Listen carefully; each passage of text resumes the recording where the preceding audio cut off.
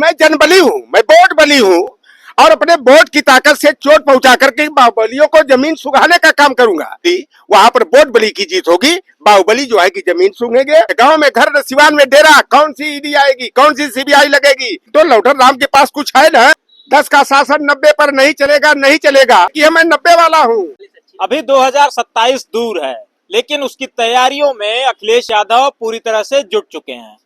अखिलेश यादव ने गोसाईगंज सीट पे, जो अयोध्या की एक सीट है, वहां से एक ऐसा दांव खेला है कि भारतीय जनता पार्टी सोच में और सदमे में पड़ गई है कि आखिर किया क्या जाए। समाजवादी पार्टी के मुखिया अखिलेश यादव ने गोसाईगंज से लौटरराम निषाद जी को प्रत्याशी बना करके अयोध्या की गोसाईगंज सीट से अखिलेश यादव ने चौधरी लौटरराम निषाद को प्रभारी बना करके उत्तर प्रदेश की सियासत में भूचाल ला दिया है। तमाम जो बाहुबली थे, समाजवादी पार्टी के बैनर तले चुनाव जीते थे, वो लोग अब सकते में हैं और सोच में पड़ गए हैं कि आखिर अखिलेश यादव ने ये कौन सा दांव खेल दिया है। अब दो बाहुबलियों की लड़ाई के बीच में लौटरराम निषाद कितना कमाल कर पाएंगे, क्या कर पाएंगे, ये देखने लायक होगा। जहां एक तरफ अभय सिंह का दबदबा माना जाता है वहां पे, वहीं दूसरी तरफ भारतीय जनता पार्टी के ही दमखम वाले नेता खब्बू तिवारी हैं। अब बात यह है कि दोनों नेता भारतीय जनता पार्टी में हैं, यानी कि भारतीय जनता पार्टी के म्यान में दो तलवारें हैं।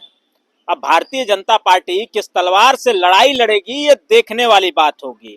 अब इन बाहुबलियों के बीच में समाजवादी पार्टी ने अपने बड़े ही साधारण से कार्यकर्ता चौधरी लौटरराम निषाद को वहां चुनावी मैदान में उतार दिया है। बातचीत करेंगे। नहीं से स्वागत सर आपका। धन्यवाद आपके चैनल के जो भी व्यूअर हैं, मैं आग्रह करूंगा लाइक करके, सब्सक्राइब करके, शेयर करके जनता तक सही बात पहुंचाने में मदद करें।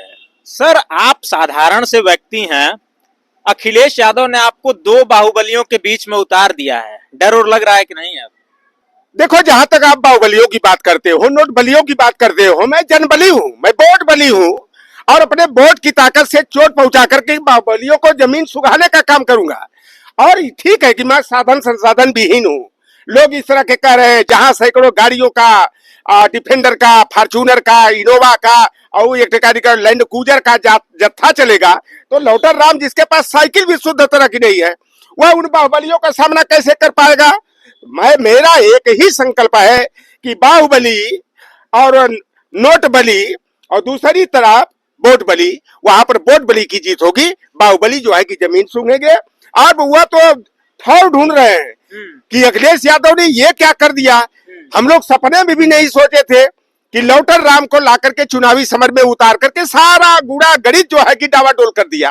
और लौटर राम जनबल की ताकत से, और जहां तक संसाधन की बात है, तमाम लोग, आप भी वीडियो डालोगे, तमाम लोग कहेंगे कि लौटर राम निषाद का क्यूआर कोड दीजिए, लौटर राम को हम मदद देंगे। बाहर के प्रदेशों से, बाहरी देशों में जो हमारे उत्तर प्रदेश के बासिंदा हैं, सामाजिक न्याय की विचारधारा रखने वाले लोग हैं, अम्बेडकरवादी और मंडलवादी है, तो लौटर राम के साधन और संसाधन की कमी नहीं आएगी। और देखो भैया, हम कछुआ की चाल चलते हुए इन बाहुबलियों का खदेड़ा करने का काम करेंगे। और जो हमारे दल के साथ दगाबाजी किया, कलाबाजी किया, छल कपट किया, जिस थाली में खाया उसी थाली में छेद करने का काम किया, लौटर राम निषाद अपने वोट की ताकत से चोट पहुंचा करके जो है उनका खदेड़ा करने का काम करेंगे।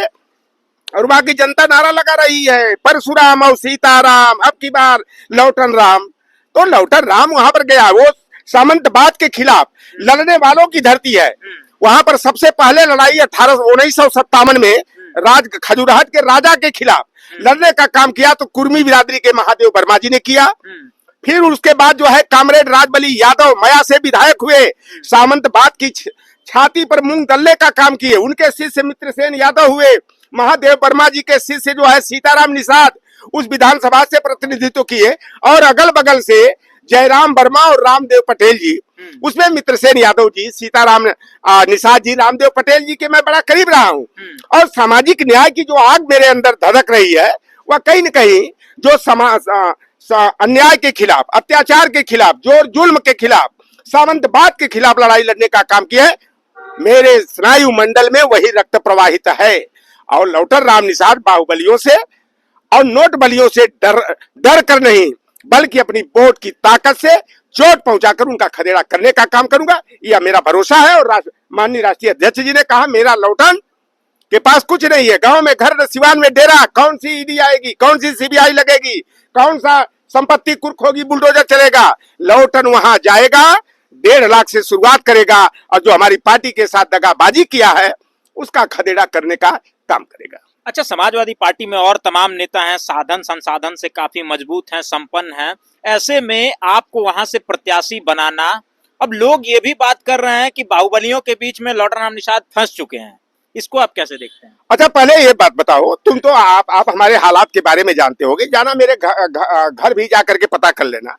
गांव में घर न सिवान में डेरा। लेकिन लौटन राम के पास अगर ताकत नहीं रहती, जनबल नहीं होता, तो आज पूरे उत्तर प्रदेश में चर्चा अगर किसी नाम की चल रही है तो अखिलेश यादव के निर्णय के आधार पर लौटन राम निषाद की चल रही है। तो लौटन राम के पास कुछ है ना। अगर कुछ नहीं होता तो आज मीडिया की सुर्खी नहीं बनता, पूरे प्रदेश में, पूरे देश में लौटन राम की चर्चा नहीं चलती। तो लौटन राम कट्टर अम्बेडकरवादी है, मंडलवादी है, साहूवादी है, पेरियारवादी है। मैं एक विचारधारा पर चलने वाला व्यक्ति हूँ और सामाजिक अन्याय के खिलाफ में, अत्याचार के खिलाफ में, जोर जुल्म के खिलाफ लड़ाई लड़ने वाला हूँ। हम लोग जिनको आदर्श मानते हैं, कर्पूरी ठाकुर जी एक नाई की बिरादरी के, जिनके पिताजी गोकुल ठाकुर जी दाढ़ी बनाने का काम करते थे, हजामत बनाने का काम करते थे।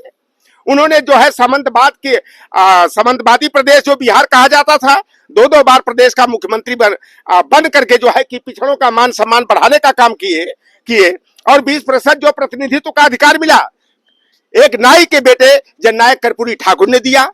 एक यादव बिरादरी के, वो तो जमींदार घराने के थे, बीपी मंडल जी ने जो है कि मंडल कमीशन की सिफारिश बनाया और उसके आधार पर जो है 7 अगस्त 1990 को शरद यादव जी, रामविलास पासवान जी, सामाजिक न्याय के महायोद्धा लालू प्रसाद यादव जी, परम पूज्य मुलायम सिंह यादव जी के प्रयास से जब 27% हम पिछड़ी जातियों को प्रतिनिधित्व का अधिकार मिला। ऐसे आप देखे होंगे, हम तो बगल के रहने वाले हैं, आजमगढ़ और गाजीपुर सटा हुआ है। मैं उस समय जो है कि होश संभाल लिया था, यादव निषाद का मेरा गांव है, तो थोड़ी हमारी सोच जो है पहले से विकसित रही। तो बाबू राम नरेश यादव जी जब 15% रोस्टर सिस्टम के तहत ओबीसी को आरक्षण दिए, यही सामंतों ने गाली दिया था कि राम नरेशवा वापस जाओ, लाठी लो, गाय भैंस चराओ। और जब जननायक कर्पूरी ठाकुर जी ने आरक्षण लागू किया, गाली देते हुए इन वर्चस्ववादियों ने, सामंतवादियों ने कहा था कि आरक्षण कहां से आई, कर्पूरिया का माई बहन भी आई, दिल्ली दरबारे से आया संदेश, दाढ़ी बनावे कर्पूरी और गाय भैंस चरावे राम नरेश। तो इस तरह का जो सामंतवादियों ने जो उत्पीड़न किया है वह आज यहाँ दफन है। आप बताओ, जिनके पिता 3 बार प्रदेश के मुख्यमंत्री रहे हो, तमाम गरीबों का भविष्य संवारने का काम किए, किसानों का मान सम्मान बढ़ाने का काम किए, व्यापारियों को सुरक्षा देने का काम किए, पिछड़े दलितों वंचितों को न्याय दिलाने का काम किए, और उनके पुत्र जो अच्छी तालीम लेकर के और प्रदेश के मुख्यमंत्री बनते हैं। और जब 2017 में हमारी यादवों से खार खा के तमाम गैर यादव जातियां, लोहार पार सोनार तेली तमोली बरई बारी नाई धोबी मलाह केवट कुर्मी काची जात आदि भर राजभर चौहान जो खार खाकर भारतीय जनता पार्टी के पाले में चली गई, जो हमारी दुश्मन है, मंडल के विरोध में कमंडल की राजनीति शुरू करने वाली है। जब चुनाव हारते हैं 2017 में आदरणीय अखिलेश यादव जी, यही बगल में 5 कालीदास मार्ग है जो मुख्यमंत्री का सरकारी आवास होता है, 9 दिनों तक गौमूत्र और गंगा जल से धुलवाने का काम किया गया। आज के समय में अभी जब 2024 का कन्नौज का चुनाव चल रहा था, वहां गौरी शंकर मंदिर में जो है अखिलेश यादव जी गए, टैंकर में गंगा जल मंगा करके धुलवाया गया। देश की राष्ट्रपति के साथ क्या हुआ, द्रौपदी मुर्मू के साथ, द्वारका देश मंदिर में नहीं देखे कि बैरियर के बाहर ही खड़ा कराया गया। रामनाथ कोविंद को पुष्कर मंदिर में क्या किया गया, जगन्नाथपुरी के मंदिर में क्या हादसा हुआ। एक तरफ वोट लेने के लिए मलाह को, केवट को, कुर्मी को, काछी को, जाट को, गुजर को, चमार को, पासी को, दरकार को हिंदू बना लिया जाता है, और जब समान अधिकार देने की बात आती है तो दरकिनार कर दिया जाता है। यह भारतीय जनता पार्टी का चरित्र। आप बताओ कि कल्याण सिंह जो लोधी निषाद बिरादरी के थे, उन्हें हिंदू हृदय सम्राट कहा गया, उमा भारती को महान नेत्री कहा गया हिंदुओं की, स्वाति चंबरा को, और एक कुर्मी बिरादरी के विनय कटियार को बजरंगी कहा गया, प्रवीण तोगड़िया को बहुत बड़ा हिंदुओं का नेता कहा गया। और जब अयोध्या में मंदिर बनाने की बात आई शिलान्यास के समय किसी पिछड़े दलित नेता को वहां नहीं बुलाया गया। 15 सदस्यीय ट्रस्ट बना, जो जिनको कि हिंदुओं का बड़ा नेता कहा गया, कल्याण सिंह हो, उमा भारती हो, साध्वी रितंबरा हो, बिना कटियार हो, इनको ट्रस्टी नहीं बनाया गया। तो यह भारतीय जनता पार्टी का यही चाल और चरित्र है। और हम तो निषाद बिरादरी वाले हैं ना। गंगा जी में जब मछली पकड़ के होला तो बंसी और कटिया में सिधरी, चलवा, केचुआ गोद गोद के बड़ी बड़ी मछलियों को पकड़ लेते हैं। तो भारतीय जनता पार्टी में जितने ओबीसी एससी के नेता है, यह समझो कि भारतीय जनता पार्टी शिकारी है और पिछड़ों दलितों को शिकार बनाने के लिए इनको चारे के तौर पर पेश करने का काम करती है। तो लौटर राम निषाद जो है, निषाद राज के ननिहाल में गया है और वहां पर मजबूती से लड़ाई लड़ेगा। और जो लक्ष्य माननीय अखिलेश यादव जी ने दिया है कि हमारा लौटन 1.5 लाख से शुरुआत करेगा, तो सोशल इंजीनियरिंग वहां पर बिल्कुल फिट है। जो 70-80 के दशक में बाबू जगदेव प्रसाद कुशवाहा ने एक नारा दिया था कि 100 में 90 शोषित है, शोषितों ने ललकारा है, 10 का शासन 90 पर नहीं चलेगा, नहीं चलेगा। तो वहां की जो सोशल इंजीनियरिंग है 10 बनाम 90 की है। मैं 90 वाला हूं, तो 90 वाला 10 पर भारी हुआ। और अखिलेश यादव जी ने जो लक्ष्य दिया है, लौटर राम उसको पूरा करके आएगा और बाहुबलियों की नींद हराम करेगा। चलिए, हमारे साथ लौटराम निषाद जी थे। समाजवादी पार्टी ने इन्हें अयोध्या की गोसाईगंज सीट से प्रभारी बनाया है और साफ और खुले तौर पे उन्होंने इशारा भी कर दिया है कि बाहुबलियों के बीच में हमारा लौटराम 1.5 लाख से शुरुआत करेगा। कहीं न कहीं उन बागी विधायकों को जो समाजवादी पार्टी के साथ दगाबाजी किए, उन्हें सीधा और साफ तौर पे ये संदेश है कि हमारा एक साधारण सा कार्यकर्ता भी तुम्हारे बाहुबल धनबल से टकरा सकता है। अब फिलहाल देखना ये होगा कि गोसाईगंज सीट पे क्या कमाल लौटराम निषाद कर पाते हैं। हम यूं ही आपको ग्राउंड की हकीकत दिखाते रहेंगे। बने रहिए हमारे साथ, मिलते हैं जल्दी ही। तब तक के लिए नमस्कार, जोहार।